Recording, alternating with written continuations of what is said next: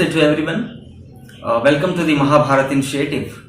This is weekend number 16 and we entered into the Indian history class number 15. Sir, if you see, for the last two classes we have been discussing about the latter Vedic period and the Vedic literature, especially to say. So Vedic literature, if you see the last class, that is Indian history class number 13, we discussed the first component of the Vedic literature. I said that there are 9 different components which together combine called as the Vedas, Vedic literature. I'm again repeating, there are 9 different components which comprises to form Vedic literature, and in that the first component was Vedas, which is very important component, and we discussed Vedas in the last class. And in the last class we discussed the next 6 components, the following 6 components, and we left over with only 2 last components of Vedic literature, and with that which we are going to discuss them today, we will end up with Vedic period, and we enter into the after period of 600 BC. That is, we historically call it as the starting period of the ancient India or ancient history of India. And till 600 BC, what we have been discussing till today is the part of the Indian prehistory, and by this class, by today, we are going to finish Indian prehistory, and from the next class we are going to enter into the ancient history of India. Now, just a small recap of to link the previous classes to the today's class. Let us have a small recap.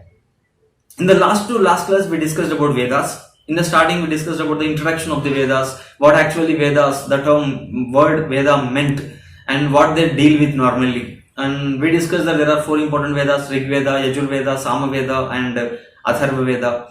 And we also discussed who composed them, when did they compose them. So all information which is very important to understand, not only for examinations but to understand the Vedic period, that is the India's prehistory.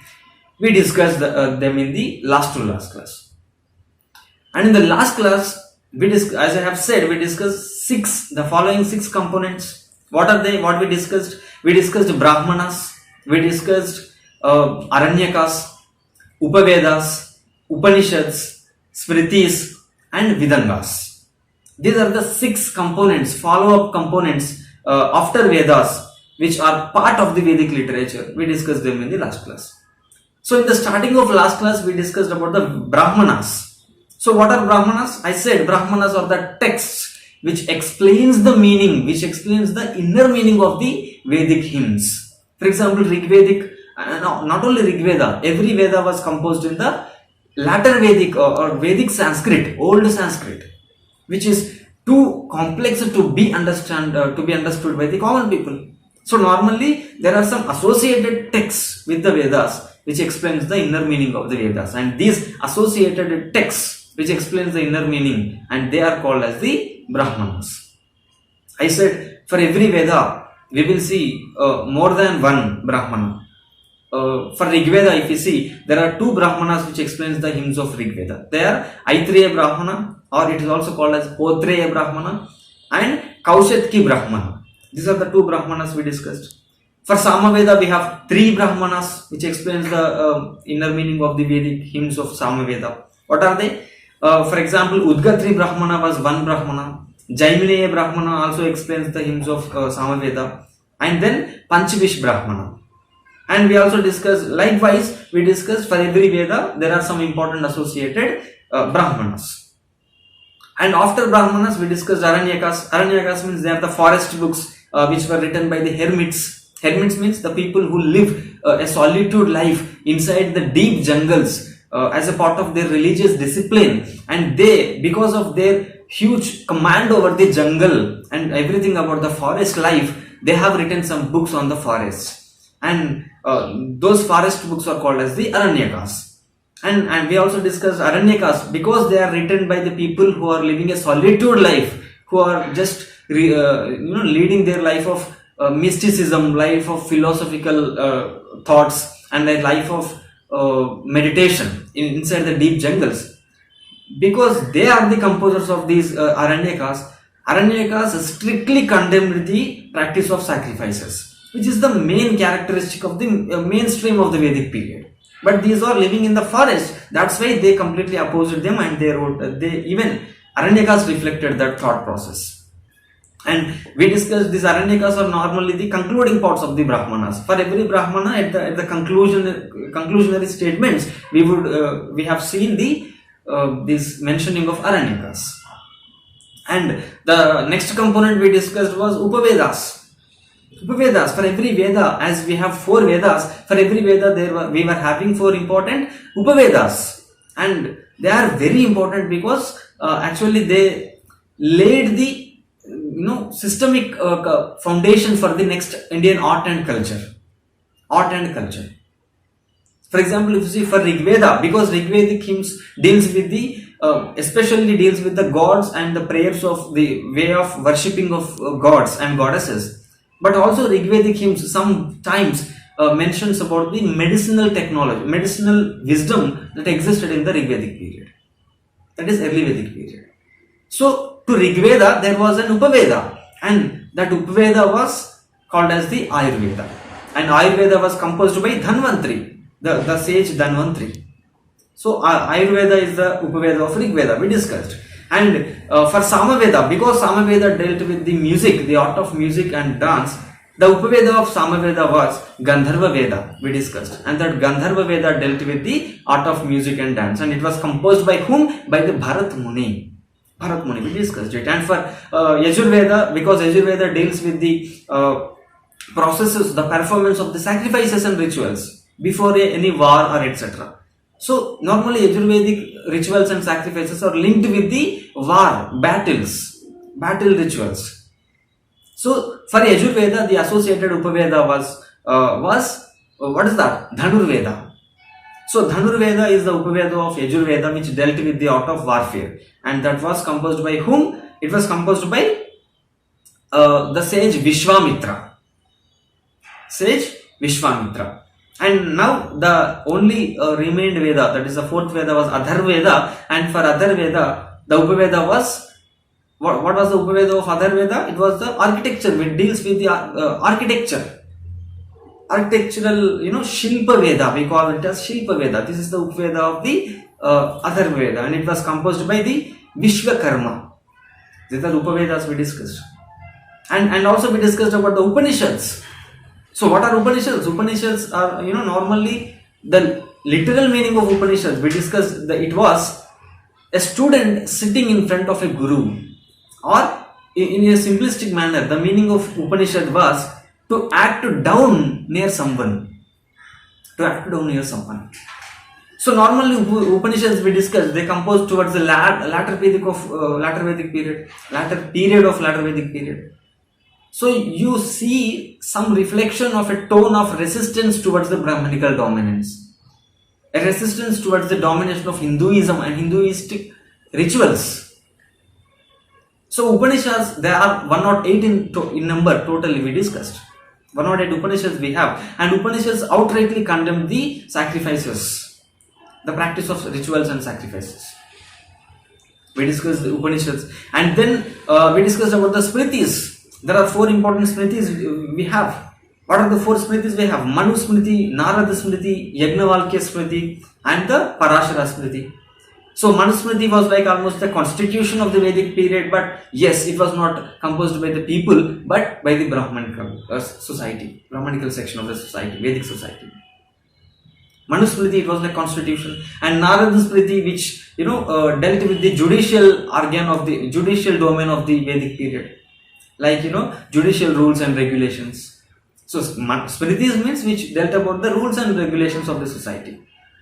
And Yajnavalkya Smriti, which dealt about the crimes and the related punishments related to the crime. So Yajnavalkya Smriti, and it's almost like the present day IPC, Indian Penal Code, and CRPC, the Code of Criminal Procedure. And the last one, Parashara Smriti, which dealt about the code of the laws. So these are the Smritis we discussed. And towards the end of the last class, we have been discussing about the what we discussed, Vedangas. So Vedangas, how many Vedangas do we have? We have 6 Vedangas. And what are these Vedangas? Vedangas, that means they are the part of the Vedas. But to study the Vedas, we need to have some instruments in our hand, and those instrumented texts are the Vedangas. For example, to speak English, you need to know the grammar, the spellings, the way of pronunciation, and the etymology of the words of English language. Just like that, to study the Vedic Sanskrit and to study the Vedas, we need to have some instruments, and those instruments are the Vedangas. And there are 6 Vedangas. We have, for example, Shiksha Vedanga, which dealt with the pronunciation of the Vedic hymns, Vedic words, pronunciation. And then we have Vyakarana Vedanga, which dealt with the the grammatical portion of the Vedic Sanskrit. And then the third important one was we discussed about Vedangas, that is Chanda Vedanga. Chanda Vedanga means it's about the metering of the the length of the scriptures and the length of the pronunciation, etc. And then we discussed Nirukta. Nirukta Vedanga means which dealt about the etymology, the finding the root words of the Vedic Sanskrit words which mentioned in the Vedas. And we also discussed the last Vedanga was about the Kalpa Vedanga. Kalpa Vedanga means Kalpa. It means the ritual. So these Kalpa Vedanga explains the linkage between the Vedic hymns and the associated rituals. When these rituals should adopt what portion of the Vedas, that dealt with that. And the last Vedanga, the 6th Vedanga was Jyotishya Vedanga, which dealt about the astrological domain of the astrological significance of the Vedas. So these are the 6 components we discussed: Brahmanas, Aranyakas, Upanishads, Upavedas, Smritis, and Vedangas. So we completed first Vedas and then 6 components, 7 components among the 9 components of Vedic literature.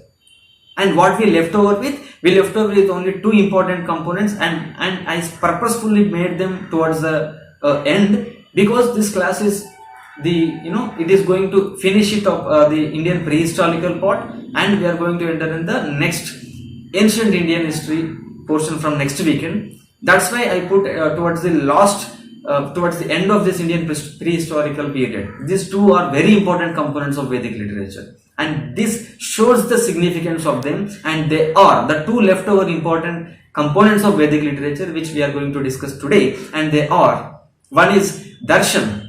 The Darshan Shastras, we call them as. Darshan means they are the philosophical texts. So Indian philosophy that we are going to discuss today. What actually Indian philosophy is about. Why we have to feel proud for the contribution that the ancient prehistorical India had contributed to the philosophical domain, philosophical thought process of the world societies. What was the contribution of India in the philosophical domain? That was dealt by these Darshans, the Shastras. We call them as Darshana Shastras. They are translated into the philosophical texts of the prehistorical India, Vedic period. This is the 8th component we are going to discuss, Darshan. And then the last and the most important component of Vedic literature, without which Vedic literature was incomplete, and it was Itihasas. Itihasa was the very important components of Itihasas are very important components of the Vedic literature, which is translated into English, that is epics. Itihasas means epics. How many epics we have? Very important epics we have in our Indian prehistorical time period, that is in the Vedic period, and they are the epic Ramayana and the epic Mahabharata. And we believe that during this period, Vedic period, 1000 BC to 600 BC, towards the end of the latter Vedic period, we could see that these have been composed. That means when they might have occurred, when they might have already happened, the story, maybe that period was traced to the starting of the latter Vedic period or the end of the early Vedic period. But they are composed towards the latter end of the latter Vedic period. Epics. So today, in our today's class, that is in the weekend number 16 and Indian history class number 15, we are going to discuss about the Darshan, that is the Indian schools of philosophy now, and the last portion with which we end the Indian prehistorical period, and that is Itihasas, the epics. Chalo. So let us discuss about the 8th component of Vedic literature, that is Darshan. So what is meant by Darshan? What are the, how many number of schools of philosophical thoughts do we have? 6, in conclusion we have 6 Indian schools of philosophy, and they are combinedly called as Darshana Shastras. So we have to discuss about that. So what are these darshans? What was the philosophy they are speaking about? And what we have to learn as today's modern India's generation, or the posterity of our prehistorical period. There is a huge need to understand the philosophical thought process of India. Normally you will see many prevalent thoughts of the present day India, their roots were traced to these 6 Shastras, the Darshana Shastras, or the 6 Indian philosophical texts. Let us discuss about that. Yes, the first Indian school of philosophy. Now we are going to discuss the first Indian school of philosophy. Darshan, the main component that we are going to discuss is Darshan. Darshan means Indian school of philosophy. And how many Darshan Shastras do we have? 6 Darshana Shastras. That means 6 Indian schools of philosophy. And in that, let us discuss about the first Indian school of philosophy. So the first, from here it is very important, sir. So please understand what actually India contributed to the philosophical domain of the world. Very important contribution. The first important school of thought, or the school of philosophy of India, is Nyaya Philosophy. So Nyaya school of philosophy. What is this Nyaya school of philosophy? Let us see. First point, Nyaya school of philosophy, actually who was the proponent of this philosophy, or who was the founder of this Nyaya school of philosophy? It was Sage Gautama. Sage Gautama, and let me tell you, this is not Gautama Buddha who was to come later after 600 BC, but before that itself, this Nyaya philosophy was, constructed by the thought process, thought contributions of whom? Sage Gautama. He was the sage. So Nyaya philosophy was proponent of this was, so Nyaya school of philosophy's proponent was Sage Gautama. And what it tells about? First, Nyaya means, the word itself tells you that it is about the analysis. Nyaya actually translates into analysis. So this Nyaya philosophy, school of thought, says how one has to analyze the things. When you have to do some analysis, how you have to do that. And this philosophical domain was dealt by the Nyaya philosophy. And mainly, if you see, it tells about 3 important things. 3 important points it says, Nyaya philosophy. The first point was, sir, whatever you do, whatever you think, whatever you, contemplate in your mind, everything, whatever you do in your life, you have to, the first point of Nyaya philosophy, you have to apply the logic. So it says that to have an analysis, to start an analysis, or to do some action, or to think some thought, you should first apply the logic. See how beautiful it is. Nyaya philosophy lays stress upon this application of the logic. It says without logic you should not think. Without logic you should not do any action. You should not do any analysis. So logic is very important. Application of the logic. And second important point this Nyaya philosophy says, which was proposed by Sage Gautama. The second important point is, sir, normally you understand, you get knowledge from various sources. To do an analysis, first you should have some domain of knowledge. Only on that, for example, like in today's language, if I have to say, if some crime has happened, first to do analysis, you should know some data, maybe the initial conditions of the crime site, etc. Just like that, for every knowledge, you should have some information. And what this Nyaya philosophy says is, whatever the knowledge you learn from, whatever the knowledge you get, maybe it is Vedas, maybe it is some other philosophical thoughts, or whatever the knowledge that you acquire, first you should Sir, this is very important. First, you should have a thorough and detailed study of the source of the knowledge. So what this Nyaya philosophy is saying, without knowing the knowledge, a detailed study about the source of the knowledge, you should not believe in the knowledge. You should not believe in the knowledge. For example, today if you see, you have read a news item, a news article. So to first start an analysis over the news article, you should have a deep study about the source of the knowledge. That means, for example, if it is a newspaper, you should have a thorough knowledge about the newspaper's history or newspaper's integrity and the level of genuinity of the news before you start with the analysis. So the first point was you should apply logic to everything. First point. And second thing was, it says about you should have a detailed study over the source of the knowledge before starting an analysis. Now, third important point which this Nyaya philosophy, Nyaya school of philosophy lays stress upon is God. It do believe in the God. Nyaya philosophy still despite preaching to apply the logic, despite preaching to have a deep study of the source of the knowledge, that means it actually sounds like a rational approach, but still it do believe in the God. So please see it in the domain of that period, later Vedic period.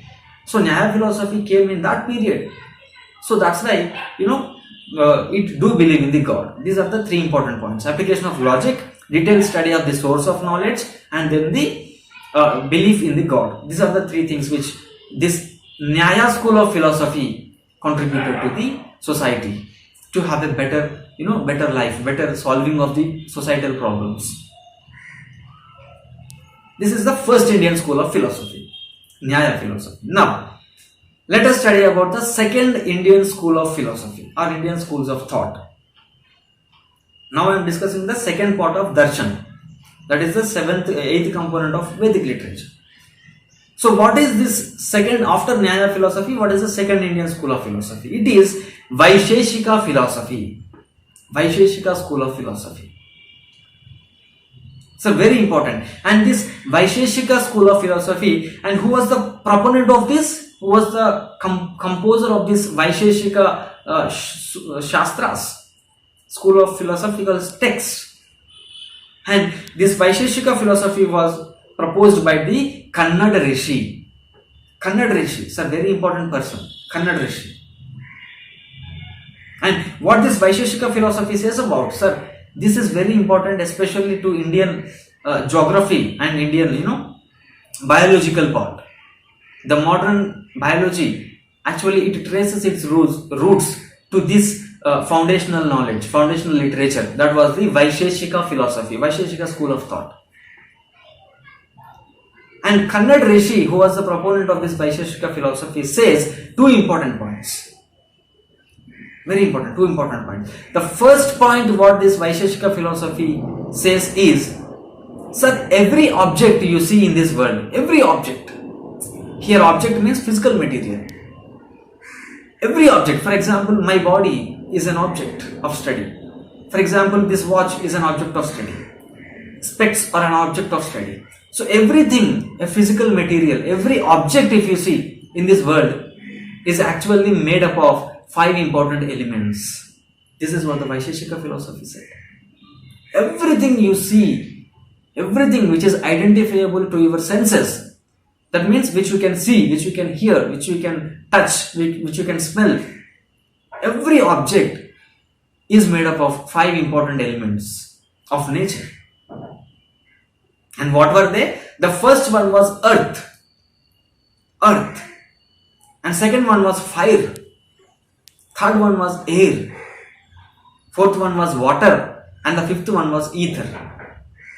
Earth, air, water, ether and fire. So these are the 5 elements with which every object in the world was made up of. For example, let us take human body. Vaisheshika philosophy, that is Kannada Rishi, says, the Vaisheshika school of thought says, human body was made up of 5 elements. Earth means this is the physical flesh. Earth means, whatever the elements of the physical granary structure. For example, soil. If you take a soil, first it will have earth. That means the soil, physical material. Like that we have flesh, earth, and then we have fire. We are made up of even fire. Fire means inside of our body you will see heat, some sustained temperature to have this sustenance of life. So that heat, internal heat inside our body was actually compared to the fire, the energy. And the third element of composition of every object was water. So inside the human body we have blood, and inside the blood we have almost 5 liters of water. Every day we should take 5 liters of water. That's why, so water was also a part of human body. And then you will see ether. Ether means this movement, life movement between different cells, metabolic activity which was happening. So this invisible form of energy, that is the soul or the ether.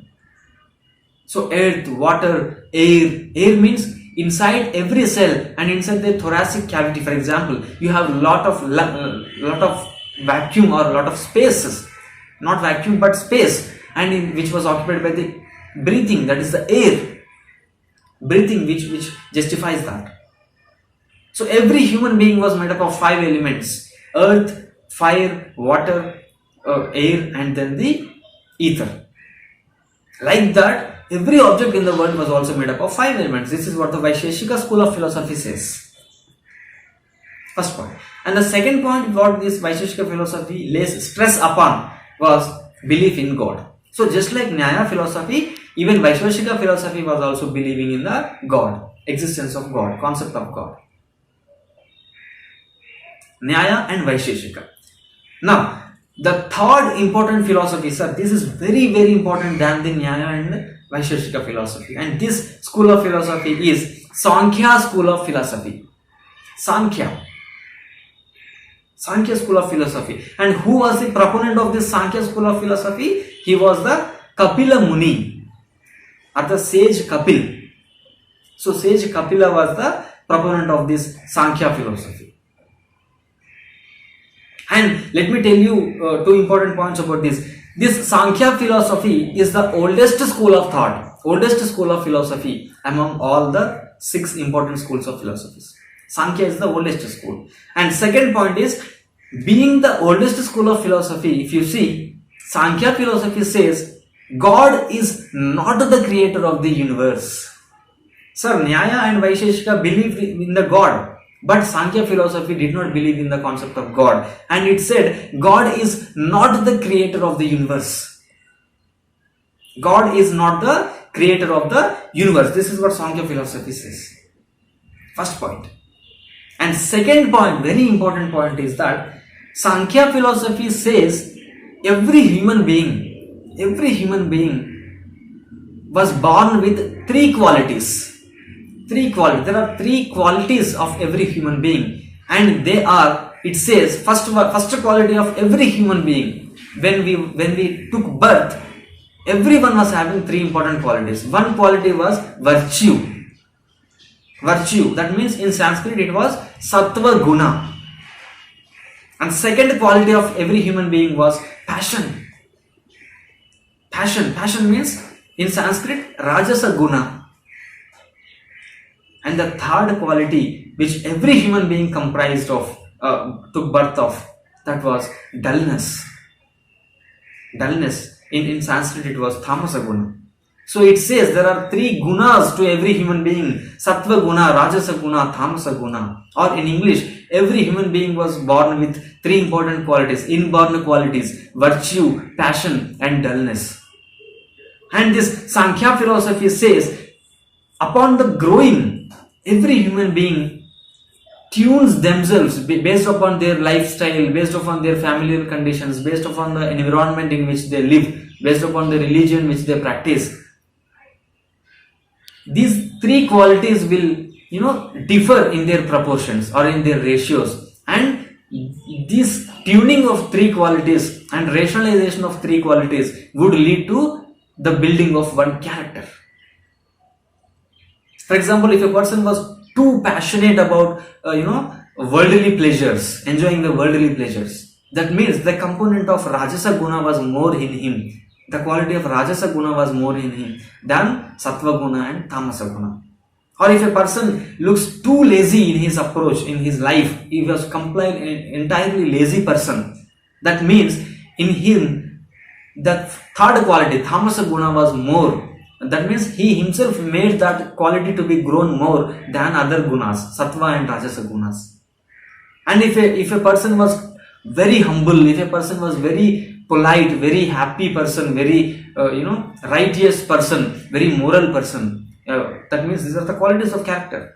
That means the first quality, Sattva Guna, was more in him than the Rajasa and Tamasa Gunas. So this is what the Sankhya philosophy says, that every human being was born with three important qualities: virtue, passion and dullness are Sattva Guna, Rajasa Guna and Tamasa Guna. And based upon the rationalization of these three qualities, one's character is built upon. And let me tell you one thing, that even in Bhagavad Gita, you will see a conversation between this Arjuna and Sri Krishna, in which Sri Krishna says one has to improve more Sattva Guna and one has to reduce their qualities of Rajasa and Tamasa to have a righteous life. This is what even Lord Krishna says to the Arjuna. So Sankhya philosophy was that old. This is about the third Indian school of philosophy, Sankhya philosophy. Now, still more important philosophy than the other Nyaya, Vaisheshika and Sankhya philosophies. And this fourth Indian school of philosophy is Yoga, Yogic philosophy. And who was the proponent of this Yogic philosophy? It was the sage Patanjali. Sage Patanjali was the proponent of this Yogic philosophy. And there is a very huge significance we have to lay in studying this Yogic philosophy than other three philosophies, because till now Nyaya philosophy, that means analysis, applying logic, having detailed study of source. Vaisheshika philosophy means knowing that every object was comprised of five elements: earth, water, air, fire and ether. Sankhya philosophy, which says that every human being was having three qualities: Sattva Guna, Rajasa Guna, Tamasa Guna. That means they are dealing about philosophical thought process. They are only thoughts, philosophical content. But Yogic philosophy was the first Indian school of philosophy which translated this philosophy, which translated the thought process into action. That's why this is very important, Yogic philosophy. And who was the proponent? Patanjali. And it says, two important points. Yogic philosophy says two important points. The first point is, it says self-control is the supreme. So what Yogic philosophy says? It says self-control is supreme in one's life. So one has to have a strong self-control capacity for to have a righteous life, to have a healthy life, to have a even salvation after the death, even liberation after the death, from the cycles of birth and death. So the first point of Yogic philosophy was self-control was the supreme. One has to have control over their senses, one has to have control over their thoughts, one has to have control over their actions, over their words. Everything, in everything you do, you should have self-control. This is what this Yogic philosophy says. Now, second point, which Yogic philosophy, that means the Patanjali composed Yogic philosophy, Yogic school of thought, says you have to translate your thoughts into actions. You should not stop only by thinking. You should not stop only by giving philosophy to the world, but you should make it realize. That means it says that it's lays stress upon translating that thought into action. Second point, and that is where the concept of yoga has taken birth. So Yogic philosophy was the first philosophy which translated thoughts into actions, and that became yoga. Second point. And the third important point, what Yogic school of philosophy says. Sir, it says there are 8 important rules which every human being has to follow to attain the liberation or to attain the salvation in life. There are 8 important rules which yogic philosophy proposed. Everyone has to follow them as a part of their daily life. And let us see, even this yogic philosophy says that if one can follow these 8 rules, his life or her life its life would be a very beautiful life with happiness and healthy and wealth, and then even upon the death one will attain the salvation and liberation. So what are those 8 rules which were proposed by yogic philosophy? Let us see. The first rule which yogic philosophy says to attain the salvation was yama. Yama means, you should have self-control, as I have said. Yama. Everyone should follow this rule of yama. Yama means everyone in your life, you should have this self-control over your senses, over your thoughts, over your actions, over your dreams, over your aspirations. Everything, whatever you do and whatever you think, you should have self-control in them. Yourself is to be in control of your soul, complete mind and soul. That's what this yama rule says. Yogic philosophy, yama, the rule number 1, yama. And the second rule which yogic philosophy says to attain the salvation, and the second rule was niyama. First one was yama, means self-control. Second one was niyama. Niyama means a strict observance of commitment. A strict observance of commitment. For example, if you decided to have to observe fasting today, you should observe it with 100% commitment. A strict observance of your commitments. This is what the niyama concept says. Niyama rule. Everyone has to cultivate this quality of niyama. You should have a disciplinary life. If you are following a particular diet, you should observe it with 100% purity. So this is the niyama rule, which says strict observance of commitments is the way to the salvation. Yama and niyama, self-control and strict observance. And the third important rule of yogic philosophy was asana. Asana means posture. You should not sit just like that. You should not walk just like that. You should not sleep just like that. You should always, do everything with a discipline of body. So you should always have a posture for one particular action, for one particular thought, for one particular, thought process. To develop one particular mindset, you should develop having a posture which can culminate into that particular thought process. So it says, it preaches many different postures for different benefits of life. To have a good, conversation, you should have one posture of body. To say indirectly, to close a conversation, you should have one posture of body. Just like that, even for metabolic activities, to regulate the metabolism of your body, to regulate the thoughts, everything was linked to the body's posture, and that's why the third rule of yoga philosophy was asana. Yama, niyama and asana. That means the posture. Now, the fourth important point or rule of yogic philosophy was pranayama. Pranayama. Yama means self-control. First rule. The fourth rule was pranayama. Pranayama means one should have a very thorough control over their breathing. Pranayama, it's an exercise of lungs and nose, the complete nasal, system, pulmonary system. So this concept of pranayama says that you should have a strict control over your breath to have a healthy life and to even lead yourself into salvation.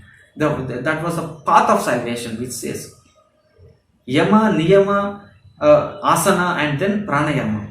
And fifth important rule was pratyaha. Pratyaha, that means one should have a quality of restraining themselves from. Restraining, pratyaha means restraining. For example, you will have a desire of eating more and more and more sweets, but you should have a control. You should have a quality of restraining yourself from not having unlimited sweets. Just like that. So restraining capacity one should have.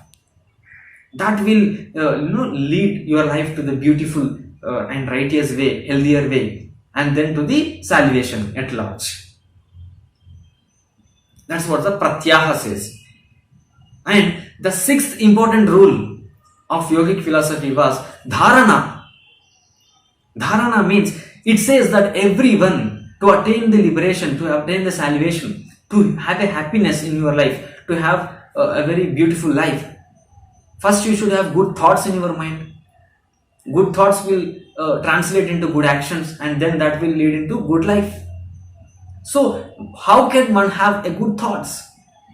It says dharana is very important to have good thoughts. That means steadying of the mind. You should make your mind steady. Steadying of mind. A calm mind is first prerequisite of having a calm thoughts. Beautiful thoughts. So this dharana rule is very important, which was given by the yogic philosophy. Steadying of the mind. And the seventh important yogic rule to attain salvation was dhyana.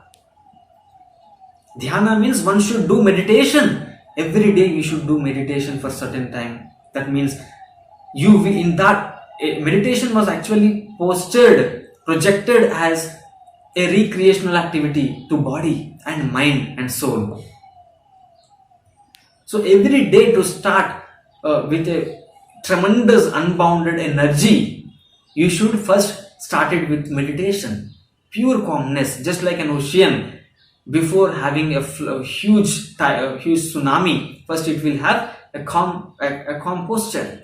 Just like that, one should have a meditational, a mind should be trained through the meditation, so that your thoughts would become great thoughts will germinate on the soil of the mind.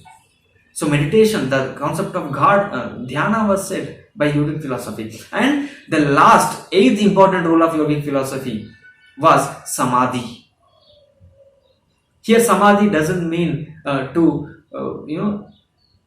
go into sleep or going to lot many people have a misconception about samadhi. Samadhi means dying, self-dying, etc. It's not that. Samadhi means a deep meditation.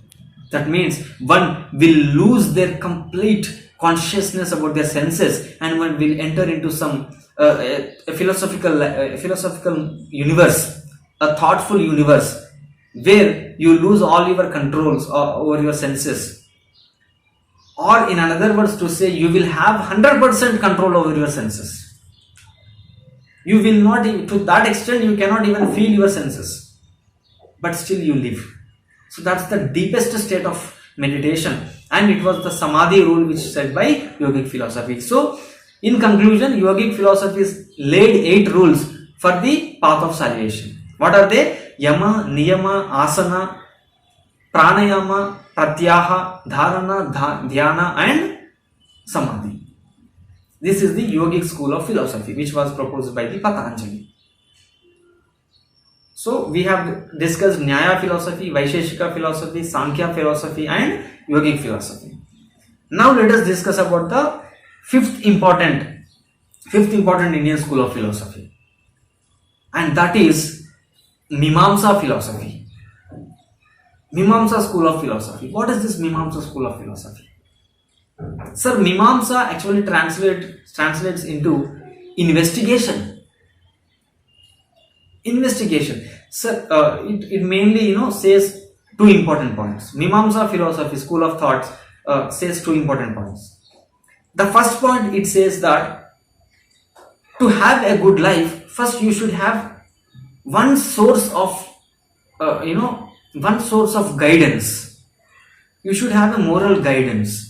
For example, today if India has to run, if Indian administration has to run, the moral guide was constitution. Just like that, Mimamsa philosophy says everyone should have a moral compass in their life. And it says one should lay heavy stress upon the interpretation of the moral source. Interpretation is very important. to do, to investigate either the truth or either the falsity or the truthness of one statement. How to investigate? First, you should have to interpret the source of knowledge. Authoritative knowledge, whatever the authoritative text or the guidance or compass you have, you should interpret it to verify or to investigate the truthness or the falsity of the knowledge that you acquired. So it says about the interpretation. Interpretation is very important. Now, second point is interpretation. But of what? Interpretation of the Dharma Sutras and the Brahmanas. As I have said, Brahmanas, Dharma Sutras, Smritis, Samhitas, a lot of texts were there which lays rules and regulations to the society. And Mimamsa school of philosophy says one should have the capability to interpret them, to have a righteous life, to have a truthful life, to have a non-falsified life, to investigate one's life, to investigate oneself into truth and false. One should have a interpretative capacity of the authoritative texts. What are the authoritative texts here? Mimamsa philosophy says Dharma Sutras and Brahmanas. So you should study them, you should interpret them, and then decide upon the what is the true path and false path in your life. And third important point, what this Mimamsa philosophy says is Vedas are actually the authoritative texts upon which one should decide their life path. So Vedas are the authoritative texts to prescribe one's duties, to prescribe the duties of men and women or human beings in general. So what are the authoritative texts? It is the Vedas. It is the Veda. Vedas are the authoritative texts. This is what the Mimamsa philosophy says. It's about the investigation. And who was the proponent of this Mimamsa philosophy? It was Jamini or Gemini, sage Jamini. Now, Nyaya, Vaisheshika, Sankhya, Yoga, Mimamsa we have done with. And the last, only one leftover Indian school of philosophy, and that is Uttara Mimamsa philosophy. Uttara Mimamsa philosophy. Sir, Uttara Mimamsa philosophy was composed or proposed by whom? This school of philosophy was proposed by Vyasa. Vyasa. Uttara Mimamsa philosophy. Sir, it says there are 3 important sutras one has to follow to attain the salvation. 3 important sutras. The first sutra is Shrauta Sutra. What Vedavyasa is saying in Uttara Mimamsa? He is saying that Shrauta Sutra means one should perform as many and as much large as possible public sacrifices.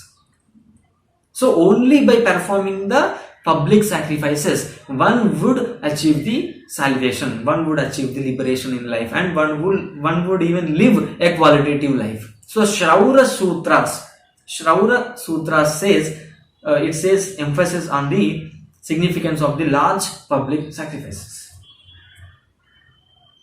And the second sutra which laid the foundation by the Vedavyasa to the path of salvation. What was the second sutra? It was Dharma Sutras. So everyone should follow certain rituals in their life. This is what Dharma Sutras says. That means, for example, during the birth of a child, you should perform one ritual. During the naming of child, you should perform one ritual. During the marriage ceremony, you should perform one ritual.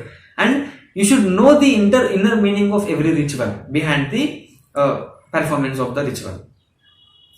So only those who knows the inner meaning of the rituals which they perform during the birth, during the marriage and ceremonies and other ceremonies, only they would lead their life to the salvation. Second sutras. And the third important sutras which was said by this was Griha Sutra. Griha Sutra. So one should know the local customs and societal customs in which they are living. One should understand the inner meaning of the societal culture and local cultures, customs especially. Only then his life would be driven into the happiness, and that would lead into the salvation or liberation. This is what the Uttara Mimamsa philosophy says. So how many, now let us have a small conclusion. We completed the 6 Indian schools of philosophy. Actually, it is the 7th component of Vedic literature we are dealing with. That is the Darshana Shastras. That means 6 Indian schools of philosophies. And inside the Darshan, we have 6 Indian schools of philosophy. First one was Nyaya Philosophy, which means analysis, which was proposed by sage Gautama. It says application of logic is important and detailed study of the source of knowledge is important, and it believed in the God. Second philosophy was Vaisheshika. It was the proponent of it was Kannad Rishi, and he says that every object in this world was composed of 5 elements: earth, fire, water, air and ether, and it does believe in the God. Third philosophy was Sankya Philosophy. Its proponent was Kapila Muni, and it was the oldest school of philosophy. It says that God is not the creator of the universe, and Sankhya Philosophy says there are 3 important qualities of every human being. They are virtue, passion and dullness, or Sattva Guna, Rajasa Guna and Tamasa Guna, and the rationalization of 3 qualities would turn into character of a person. Now, the 4th Indian school of philosophy we discussed was Yogic philosophy. It was a proponent of yoga philosophy was by Patanjali, and he says that self-control is the supreme to a human being, and he also says that every philosophy and thought should translate into an action, and that's where yoga was took birth. It took birth there, and it also says to achieve the salvation and to achieve a healthy and happy life, one should follow 8 rules, and the 8 yogic rules were Yama, self-control; Niyama, that means observance of strict commitments; then Pranayama, that means control over breath; then Pratyaha means having the restraining capacity; then Dharana means steadying of our mind; then Dhyana means meditation; and the last one was Samadhi means deep meditation; and another one was Asana means posture. One should have a very disciplined posture to express their even expressions and even to have a happy and healthy life. 8 important yogic rules, only through which this salvation was achievable. This was the yogic philosophy. And 5th philosophy, Indian school of philosophy, was Mimamsa, that means investigation, and its proponent was the Gemini. And what Mimamsa says, it says that one should have an interpretational capacity of the authoritative texts to have a good life. And this Mimamsa philosophy accepts Vedas as the authoritative text to decide the duties of a man or human being in general.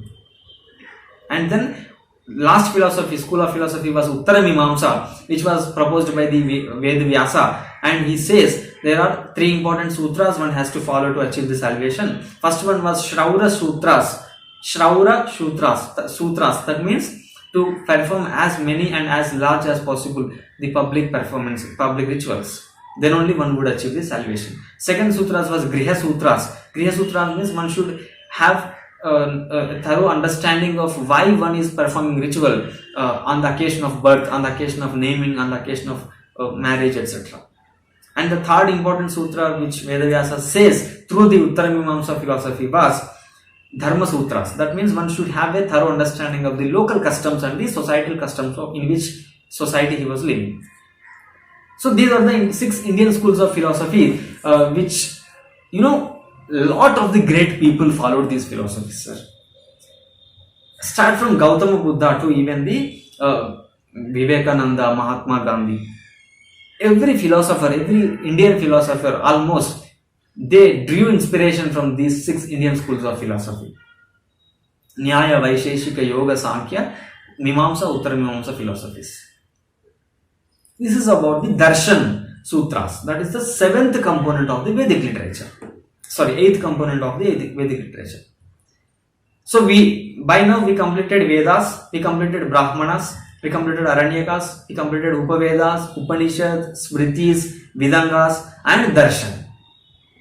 Now the last component that we are going to discuss, and with which Vedic literature will complete, and we will even finish the Indian prehistorical part, that is latter Vedic portion. and the last component were Itihasas. So Vedic literature is incomplete without mentioning of the Itihasas. Itihasas means epics. So how many epics do we have? Very importantly, India, prehistoric India, we are having two important epics. The first epic, even till today, revered to the most by the Indians. It was epic Ramayana or Ramayana Itihasa. And the second epic was Mahabharata, that is epic Mahabharata or epic Itihasa Mahabharata. These are the two important epics which India, the prehistoric India, has contributed to the world. And these are not just stories, these are not just epics to say stories, but they imbibe in themselves some philosophical message to the society, to the world at large. So let us discuss about these two important epics and we will end up this lecture today. That is the Vedic period, and even the Indian prehistory will get closed today. First, epic Ramayana. Sir, epic Ramayana is believed to be the oldest epic of Indian history. Oldest epic, sir. Even before Mahabharata.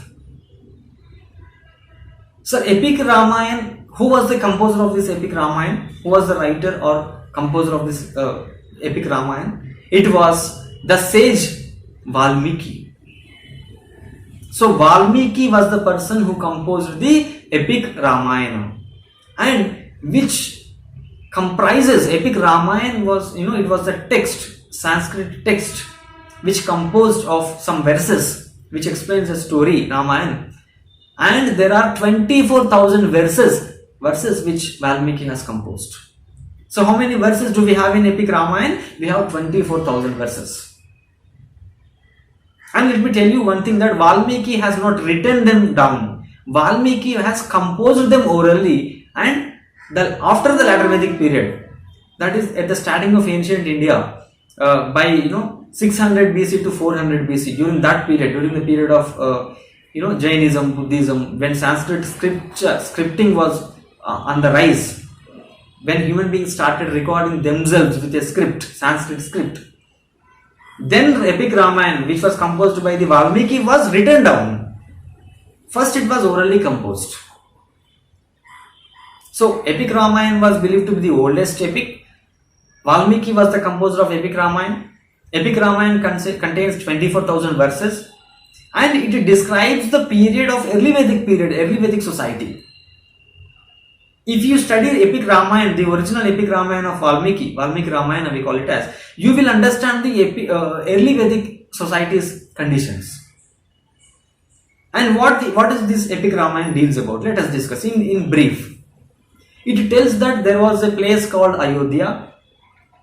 Actually, by early Vedic period, there was no city called Ayodhya. And why do you believe the story, actually the core of the story was that there was a family in which father was having 2 or more wives, and each wife was having at least 2 children, that is Rama, Lakshmana, Bharata, Shatrughna, etc. So 4 important brothers.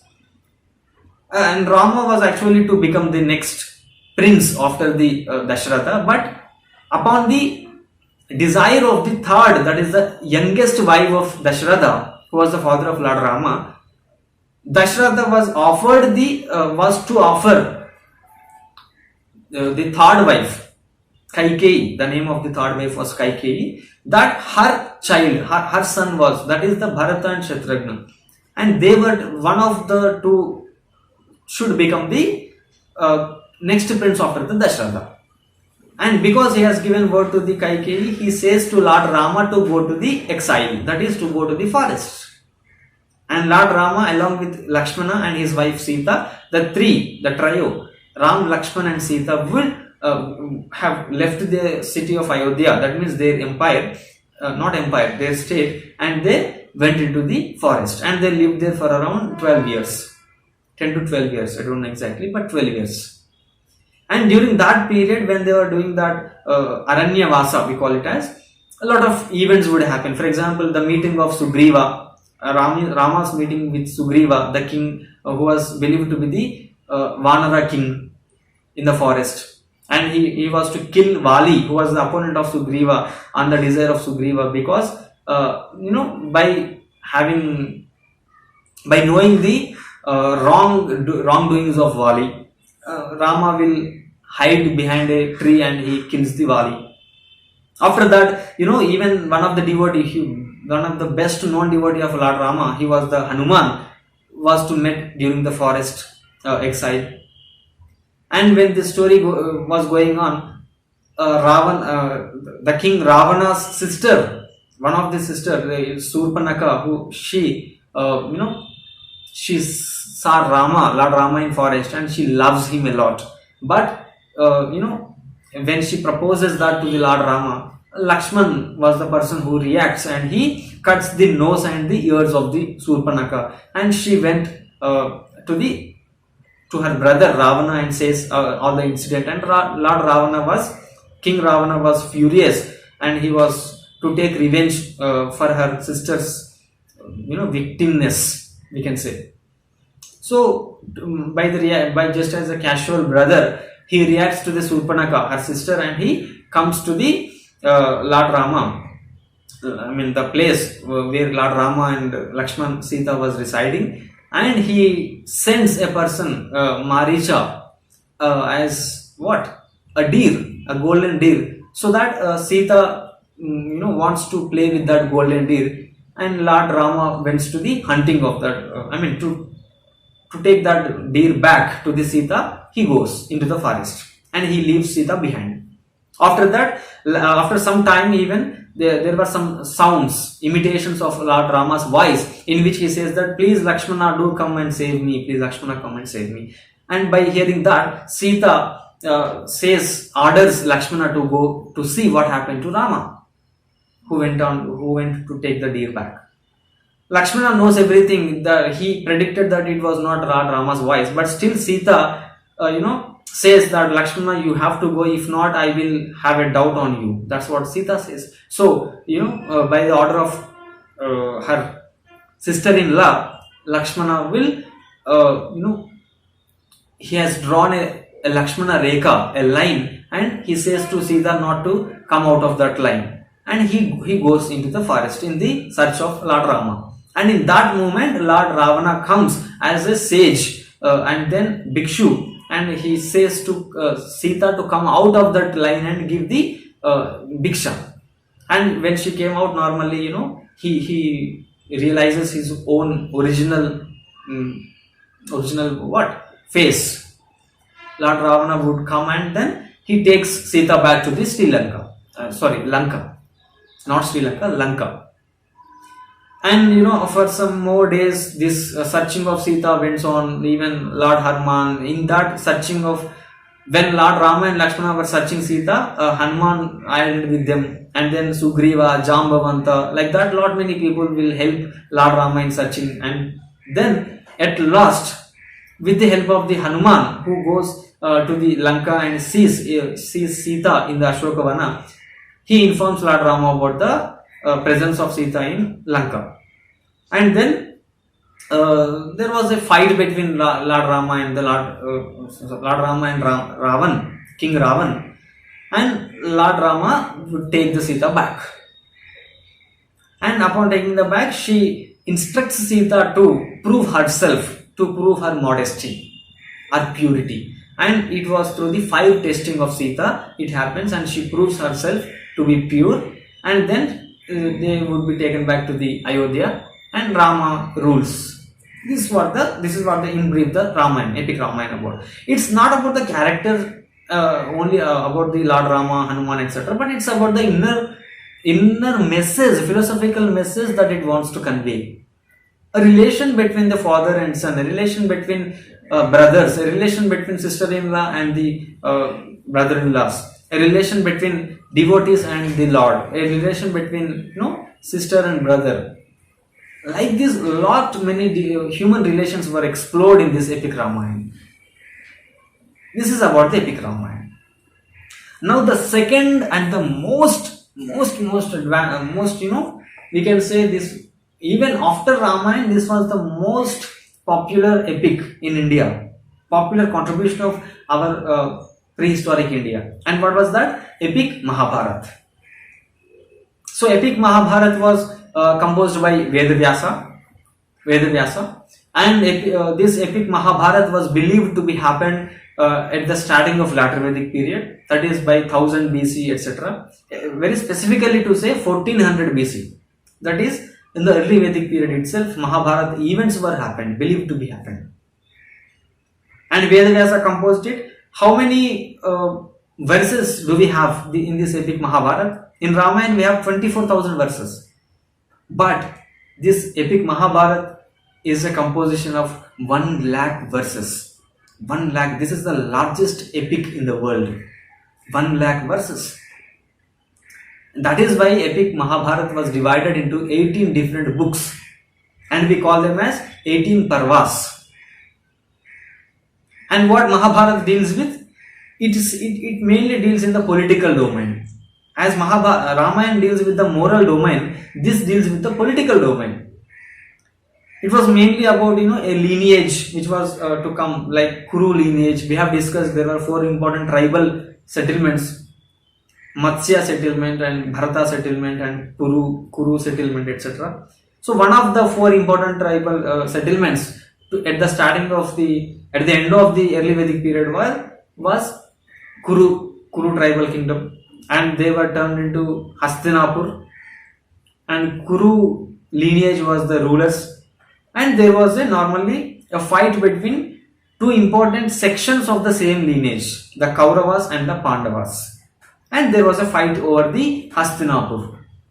This is a political fight actually, but in inner meaning it was not a political fight for state or for ruling, but it was about the conflict of interest. Lot of conflicts of interest dealt in this Mahabharata between Dharma and Adharma, even within the Dharma between individual Dharma and collective Dharma, within the morality between individual morality and collective morality. So these are the conflict of interest, which is the most advanced form of conflict discussion, we can say. So all these conflicts of interest were dealt in the Mahabharata. You can see a lot of different characteristics like Bhishma, starting from Bhishma, then Satyavati, then you will see Dhritarashtra, then Pandu, and after that their children. Dhritarashtra will have just children of around 100 male children and 1 female child. And Kauravas, they are called as the Kauravas, and the Pandu would have 5 sons, they are called as the Pandavas. Dhritarashtra's wife Gandhari, and their relation was explored, and relation between Dhritarashtra and Pandu was explored, between the Kauravas and Pandavas was explored, between the Kunti, the mother of the Pandavas, and the Pandavas was explored. So like this, lot of different human relations along with the conflicts of interest, especially at the societal level, this was divided this explored in the Mahabharata. So it was like an advanced form of society. It reflects the advanced form of society in the latter Vedic period, whereas Ramayana reflects the simplest form of society. That's why Ramayana was believed to be the oldest, and the epic Mahabharata believed to happen at the starting of the latter Vedic period.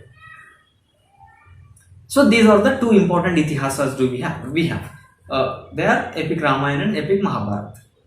So what we have discussed today? We have discussed today the 2 last important 2 components of Vedic literature: Darshan Shastras and the epics or the Itihasas. Darshan Shastras, we have discussed 6 important Indian schools of philosophy: Nyaya, Vaisheshika, Sankhya, Yoga, Mimamsa, Uttara, Mimamsa philosophies. And then we discussed the epic Ramayana and epic Mahabharata. And by this we completed, as I have said, Vedic literature. By this we completed Vedic period. By this we completed even the Indian prehistory. So Indian prehistory, as we have discussed, it started from 10,000 BC. That is from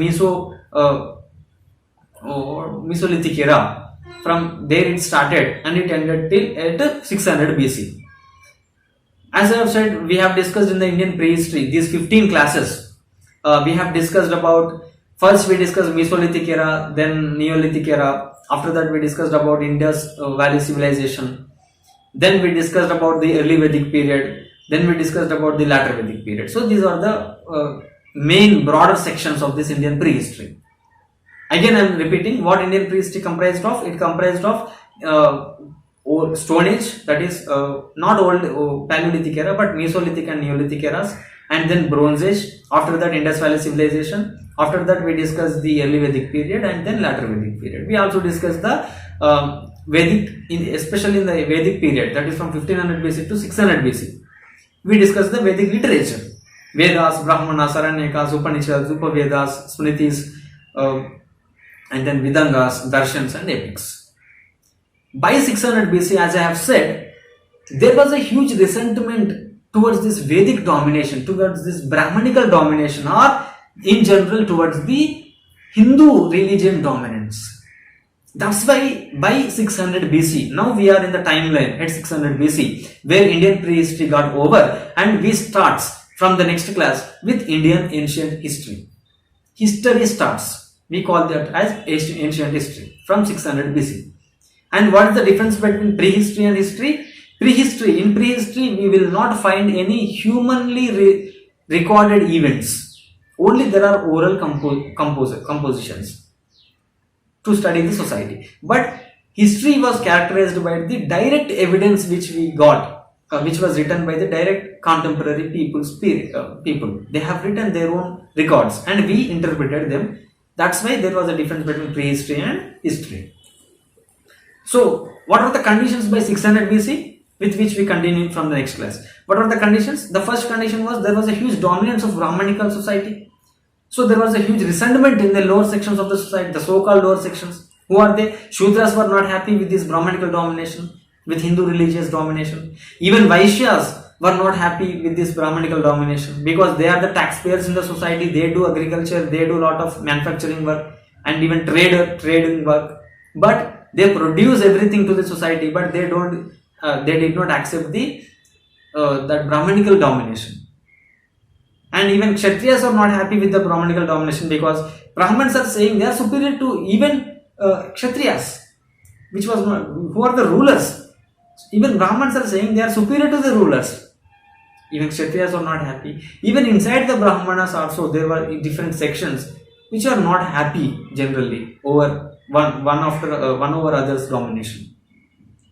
And these events, normally the peak of Indian Hinduism or Hindu ritualism or the dominance of Brahmanical society breaks at 600 BC with some people who came from the sections of Vaishya and the Shudras.